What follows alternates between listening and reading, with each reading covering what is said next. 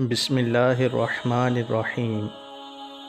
حضرت سیدنا سلمان فارسی رضی اللہ تعالی عنہ فرماتے ہیں کہ رحمت عالم صلی اللہ تعالی علیہ وآلہ وسلم نے ماہ شعبان کے آخری دن ہمیں خطبہ ارشاد فرمایا کہ اے لوگو، تمہارے پاس عظمت و برکت والا مہینہ جلوہ گر ہو رہا ہے، وہ مہینہ جس میں ایک رات ایسی بھی ہے کہ جو 1000 مہینوں سے بہتر ہے۔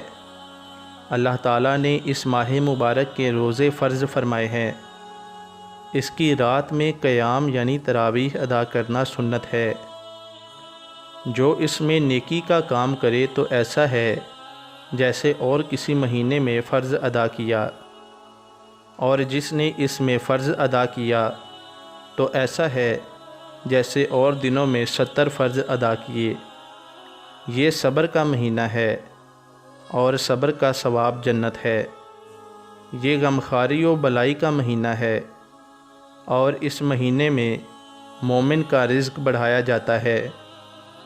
جو اس میں روزے دار کو افطار کرائے تو یہ اس کے گناہوں کے لیے مغفرت ہے، اسے آگ سے آزادی بخشی جائے گی، اور اس افطار کرانے والے کو ویسا ہی ثواب ملے گا جیسا روزہ رکھنے والے کو ملے گا، بغیر اس کے کہ اس کے اجر میں کچھ کمی ہو۔ حضرت سلمان فارسی رضی اللہ تعالی عنہ فرماتے ہیں، ہم نے عرض کی، یا رسول اللہ صلی اللہ علیہ وآلہ وسلم، ہم میں سے ہر شخص وہ چیز نہیں پاتا جس سے روزہ افطار کروائے۔ پیارے آقا صلی اللہ تعالیٰ علیہ وآلہ وسلم نے ارشاد فرمایا، اللہ تعالیٰ یہ ثواب تو اس شخص کو بھی دے گا جو ایک کھجور یا ایک گھونٹ پانی یا ایک گھونٹ دودھ سے روزہ افطار کروائے۔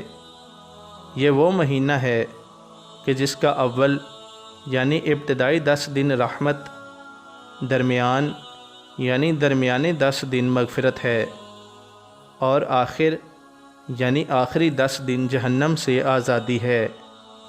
جو اپنے غلام یعنی ماتحت سے اس مہینے میں کام کم لے، اللہ تعالیٰ اسے بخش دے گا اور اسے جہنم سے آزاد فرمائے گا۔